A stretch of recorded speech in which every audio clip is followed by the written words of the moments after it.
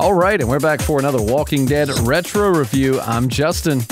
I'm Jessi. And we're the Podcasting Dead. If you're new to the channel, consider hitting that subscribe button because we podcast about all kinds of stuff, but most particularly The Walking Dead. And we're going back through and watching these from the beginning. I've seen them. Jessi has never seen them, so this is all brand new to her. She's a Walking Dead newbie, even though I guess technically now that you're in the season 4, I wouldn't really call you a newbie anymore. I mean, you're kind of getting the full effect at this point. But if you are into podcasts, consider checking out our channel. Also consider checking us out on Patreon. We've got extra podcasts, contests, all kinds of cool stuff.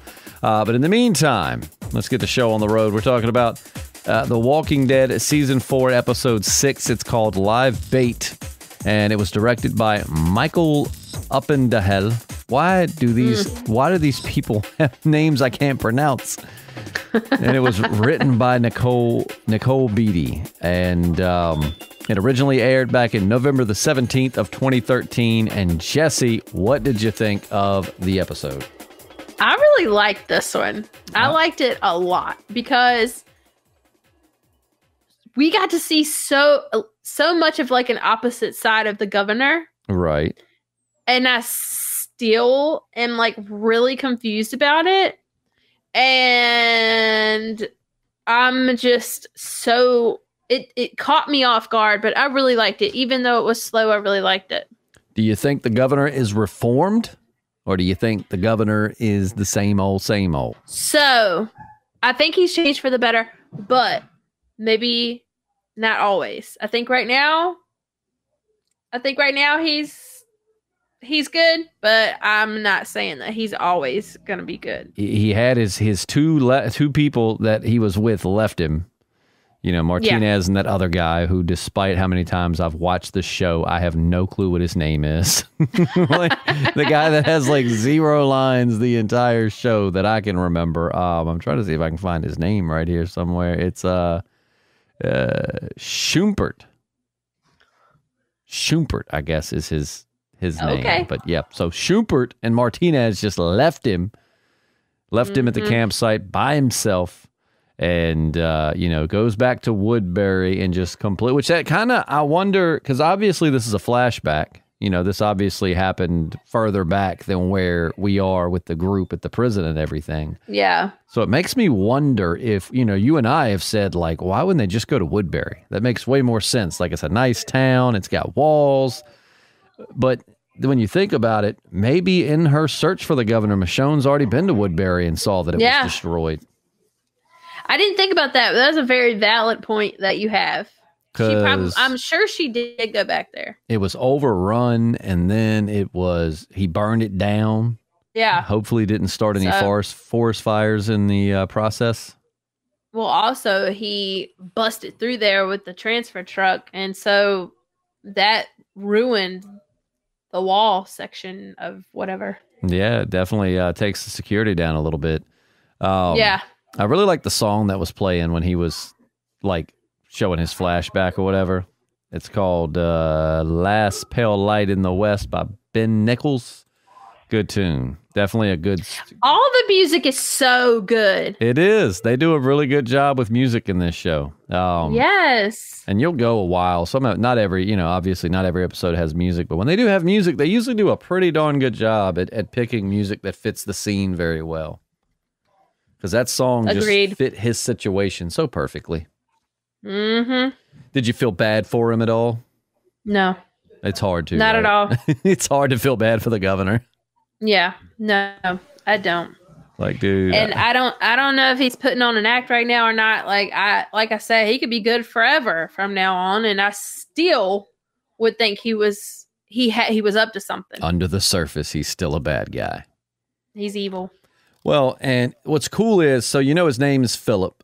That's what Andrea called him, what he said his name was. But you notice he goes by the name Brian with these new people. So going back to the comics. Yep. So going back to that story, like I said, spoilers for the rise of the governor. But, in that story, which is supposed to be in line with the comics, his real name is Brian. And after his brother Philip dies, he assumes his personality and role. And, so I don't think that necessarily they were I think that was just a nod. You know what I mean? Like, I think that was a nod to the books. Or Philip wasn't his actual name in the show. It might be. And Philip, either way, Philip died. It could have been. We just don't get his backstory. Brian. So, like, you know, it's one of those where I feel like it could have been. Maybe they were inferring that the comic origins were similar to the show origins, but I feel like they were just giving a little nod. That the first few books in that series were really good, and they just went off the rails and were terrible. It's because I think it's because Robert Kirkman, who wrote the comics, was involved in the first few books, and then I think they just let this other guy take the wheel and just won't dig him. It won't Jesus. No. Ain't nobody Jesus but Jesus. Yep. I saw the funniest meme the other day. Like, it was talking about Jesus, and no offense, I'm not trying to offend anybody, but it was like Jesus. It was like, so Jesus died for his sins, but then he rose 3 days later. And it was like, man, Jesus just took off a weekend for our sins. So we get to Journey. What do you think about these new characters? We meet some completely. It's been a while, I think. Well, I mean, we met some new characters, I guess, in the premiere, but you know, we don't meet new characters all the time. So we meet some new characters. You've got what is her name, Lily? Yeah. And her sister Tara, and her and Lily's daughter, and the father. What'd you think about that group? I think that it is crazy that they really hadn't been out in the world at all this whole time. Oh, wait, but it hasn't been super long because this is in the past. Well, I mean, but like they didn't know how to kill him. Well, you gotta think it's still been like a year because I mean, when they get to the prison, it had been like, I mean, at least 7 or 8 months, I think. I mean, because they went, you know, all the way through the winter. So even still, at the point where the governor found them, it had still been close to a year at least. So I mean, it is, and it's amazing they survived for a year, like holed up in that apartment, like. That's what I'm saying. Nobody's, you know, I mean, I think she mentioned something about people have tried or something, but I mean, like, come on, let's be real here. A big group of people like the governor had would easily take that place over. Yeah. And I just don't know how they survived that long without figuring out how to kill the zombies. Yeah. And then like you got Tara, who was in the police academy or something like that and pretending to be a macho, you know, like, I like her though. Like, I like her, but I caught on to her bluff like right away. Oh yeah, she's faking it till she makes it. But I mean, you know, it's kind of what I like about that and the way they did that with her is I feel like that's the way so many people would be in an apocalypse or any situation. Like you try to act tough. Yeah. And for some people, it seems natural and believable. And then for others, like people can just see right through it. Like you're clearly just acting tough because you think you have to. But I mean, kudos to her for stepping up, though, and trying to defend her family. I mean, like, you know, letting the governor know, like, this is a Smith & Wesson, blah, blah, blah, blah, blah. It's pretty cool, ain't it? I thought it was weird that when the governor got hurt and then Lily was tending to his wounds in the bathroom or whatever. And then she left her daughter in there with him? Yeah, like you don't really know this guy.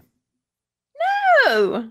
I thought that was crazy. And then I kind of thought that maybe he was going to try something weird with her. Not like sexual, but, you know, just something because he's the governor.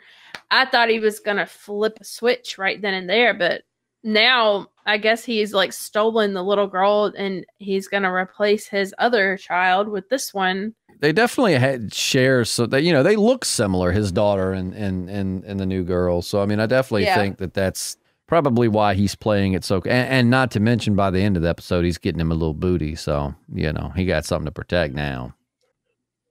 Yeah, that was cringy. That was real cringy to watch. I was like, the scene or just the governor having sex? The scene, but also because it's the governor, and I was like, you don't want the tea and crumpets, trust me. The sister and the daughter are right there. Exactly. Like, that's weird, man. Like, I don't think at any point in life I want to have whoopee time with my child, especially, it's one thing if like it's a newborn in a cradle in the corner or something, but like, you know, this is like a grown kid, you know, that like, I just don't think I would have risked that. But then again, in the apocalypse, I mean, you got to get it where you can get it, I guess. They could have gone somewhere else. That's true. They could have been like, you want to get out of the van? You want to go to the front of the van? Right. I don't know. I just feel like anywhere there were away more from options. the kid. Yeah, anywhere would have been further away. Would have been far enough. Yes. But yeah, the governor getting him some booty. The thing is, now the governor's got somebody to protect. You know, he's got something to fight for, if you will. Yeah. You know, he's got this. Yeah. This But new that family. when they fell into that pit, him and that little girl. Oh man, that was intense. And oh man, they fell into the pit, and who stuck their head down there? But Martinez, who looks like he's in a position of power wherever he's at now. How did the governor get out of there? I can't remember. Well, they haven't yet, because remember the governor jumped down in there. Well, got in there and like brutally destroyed those zombies. That was a pretty cool scene. I was thinking about when I keep going back to when the scene where he's looking at the prison. So he's on the side of the prison or whatever. And that was like 2 episodes ago. So I'm like, I know he ends up there. So my brain just automatically went to like, I can't remember how he got out the pit. But right. Yeah, you're right. It hasn't showed us yet. But I think he's like, is he leading this group of people to the prison? Oh, that we'll have to wait and see. That's what I feel like is happening. But you know, we see him get rid of the picture of his wife and kid, I guess signifying that he's trying to turn over a new leaf. It's always sad to let the past go and move on, but I think the governor's trying to turn over a new leaf. He's got a new surrogate daughter, and as the governor's going to like leave, they're like, you know, one last favor, and the dad's dying of cancer and needs the oxygen tank, and he has to go to the, like, I guess that was a nursing home or... Yeah, I think that's what it was. And to get that, and got himself in a little pickle. He did, but he got himself out, and I knew he would. Because he got himself out of when I thought that he was dead, you know, the first time he got into a group in a closed space. It's like he survived Andrea. He can survive anything. True. Survive. But I thought he was going to legit take that whole cart of tanks. I don't know if that was his plan, and then it just kind of fell through. But he got 2. It's not a whole cart, but better than nothing, I guess. And good deeds. He's trying to build up his karma. I don't know how much time had passed, but those tanks didn't really do a whole lot of good, because then like the dude dies like right after. He died. And then he uses that tank to bash his brains in.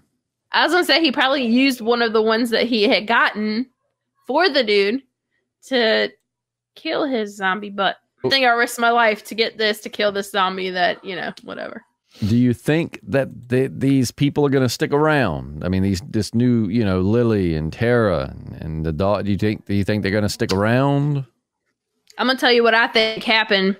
I think he lost them when they were running away, but right before he fell in the pit. And I think that they got by the walkers. So I think they're probably dead now. And it's just him and this little girl. Oh, so you think that his Lily and Tara are gone? He left them. Dead. And they didn't show up unless they stopped because they saw Martinez or something. But I mean, we didn't see them anymore. They were, he left them in the dust. He did. He's good at leaving people. He really is. What do you think the future holds, though? I mean, if you said that you thought, was he leading this group of people to the prison? What do you, if that's the case, what do you think? Like, how do you think he got them there? What do you think his intentions are? Yeah, no clue. No clue. I am baffled on this one because I don't know how he got out of that pit. There's no way Martinez helped him get out. Did he kill Martinez? No, he didn't kill Martinez. He wouldn't kill Martinez. I don't think he would kill Martinez in front of the little girl. Or maybe he would have and then told the little girl he was a bad guy. Some interesting theories. I don't know what his plan is because I don't even know how he plans to get out the pit. So I can't even think past the pit. Past the pit. Past the pit. Can't get past the pit. All we know is that he ends up back at the prison somehow, some way, and for some reason. We don't know why yet. We don't know. We don't know if he's alone or if he's with all three of the other people. What if he just is genuinely good and he just showed up to the prison just to like try and reconcile? I mean, that's a possibility. Yeah, I guess that is a possibility now. Maybe. He's Brian now. He's not Philip or the governor anymore. He's a new person, literally. What if he tries to play that off? Like he gets to the gate and they're like pulling guns on him. He's like, whoa, friend, I don't know who you think I am. I'm Brian. You're the governor. You're Philip. What if he tries to... No, he can't do that. I was going to say, what if he tries to convince him that the governor is his twin, but I forgot about the eye patch. He could be like, and the craziest thing, I too lost my eye. It's that twin connection. It was a boating accident, but I lost my eye. Boats and hoes. Gotta have me my boats and Andreas. Boats and hoes. Gotta have me my tea and crumpets. Yeah, I don't know, man. I really don't know. I kind of hope that that all three people survived and that he went to the prison because they were like, there has to be something better than this. So he's taken them to the prison. But I don't know, like, what they're going to do with the governor or what he's going to do. I don't know. Oh, my God. What if he's using them as a ploy, especially the little girl? Because like I said, I don't think the other two survived. What if he's using the little girl as a ploy? Because he knows the rest of them cannot turn a little girl away. They can't turn the little girl away, especially if she's with the governor. That is just like, yeah, no good. They know that they can't do that. So what if he's using the little girl to get in, and then he's gonna make a move? That's like Titanic level stuff there. Like, I have a child. Right. Let me on. I have a child. It's just some random kid they picked up. And I thought about it. No, they're not alluding to the comics because it just hit me that like while he's wandering, he sees that name like Brian Harrett or whatever it is, like painted on the side of a barn, remember? So that's where he picks up that name that he uses with them. Okay.